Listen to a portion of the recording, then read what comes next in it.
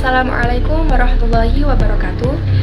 Perkenalkan, nama saya Farah Alaudia Alfa Clarissa dengan NIM 2401011100267.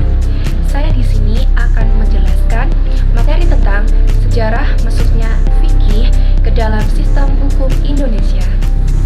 Sejarah masuknya fikih ke dalam sistem hukum Indonesia merupakan bagian penting dari perjalanan panjang bangsa ini dalam mengintegrasikan nilai-nilai Islam ke dalam kehidupan bernegara.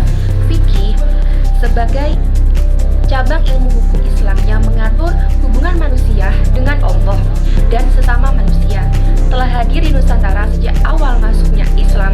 Kehadiran fikih tidak hanya terbatas pada ranah ibadah, tetapi juga mencakup aspek sosial, ekonomi, dan politik. Pada masa awal Islam di Nusantara sekitar abad ke-13 hingga 17, fikih mulai dikenal melalui dakwah para ulama dan pedagang muslim. Kerajaan-kerajaan Islam seperti Samudra Pasai, Demak, dan Mataram Islam menjadikan hukum Islam sebagai dasar Islam yang mengatur kehidupan masyarakat. Fikih berfungsi sebagai hukum yang hidup, living law, diterapkan dalam bidang perkawinan, waris, muamalah, hingga tata pemerintahan.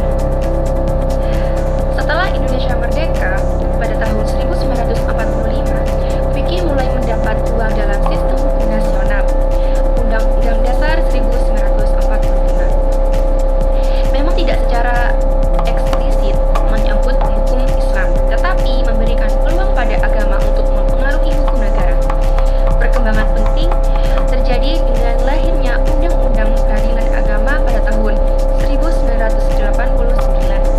Kemudian diperbarui dengan Undang-Undang Nomor 3 Tahun 2006 dengan UU Nomor 50 Tahun 2009. Fikih tetap menjadi dasar pengaturan perkawinan, perceraian, dan waris bagi umat Islam. Bahkan fatwa-fatwa Majelis Ulama Indonesia atau MUI sering dijadikan rujukan dalam pembentukan regulasi ekonomi syariah.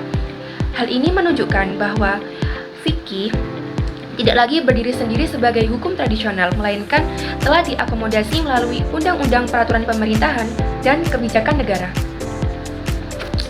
Dengan demikian, perjalanan fikih dalam sistem hukum Indonesia dapat dibagi ke dalam beberapa fase. Yang pertama, masa kerajaan Islam ketika fikih menjadi hukum masyarakat dan dijalankan secara penuh. Yang kedua, masa kolonial ketika kedudukan fikih dibatasi oleh hukum barat melalui teori resepti.